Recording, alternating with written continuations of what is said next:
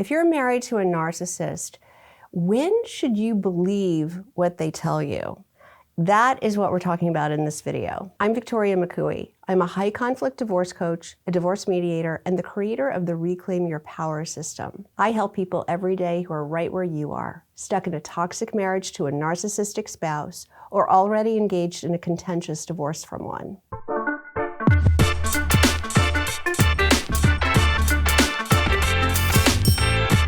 So here's the question.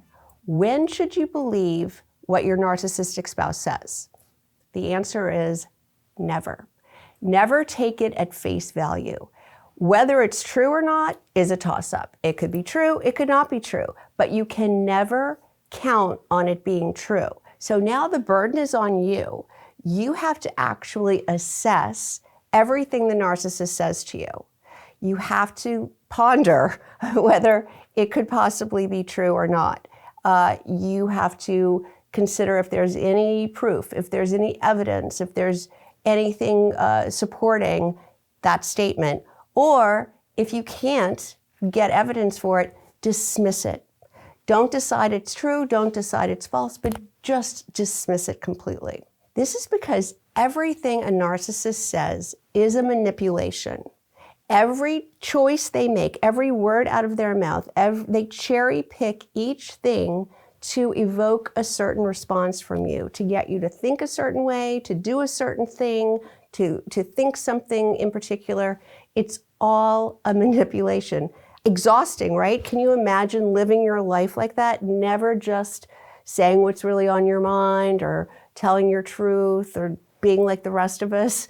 They think so hard. Sometimes I think I can see the gears grinding as they're about to speak because they're considering all the options available to them because truth doesn't matter to them.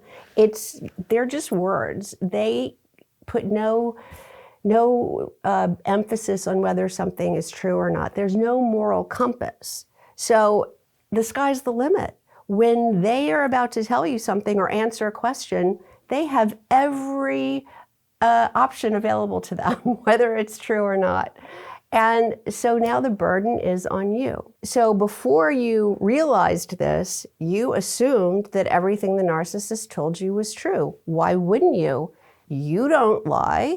You wouldn't, for no apparent reason, tell someone something that wasn't true, right? Our default is to tell the truth.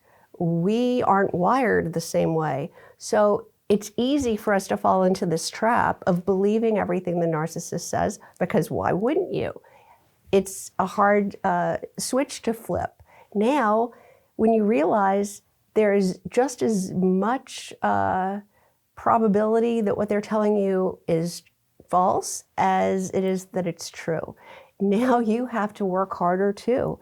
You have to consider whether you want to take that information in or not, whether you want to give it any weight. But whatever you decide, you cannot just accept everything the narcissist says at face value. So here's a visualization I like to use with my clients for how to understand what's happening here. The narcissist wants you to see yourself a certain way, to believe a certain thing about yourself or to act a certain way. So they're in essence holding up a mirror for you to look into to see what they want you to see. But their mirror isn't a real mirror. It's like a carnival mirror. You know, like when you go to a carnival and the funhouse mirrors, you know, they make you look really tall or really wide or squiggly or whatever. This is the kind of mirror that the narcissist is holding up for you. And they're telling you what you need to hear in order to see yourself the way they want you to see yourself in this distorted mirror.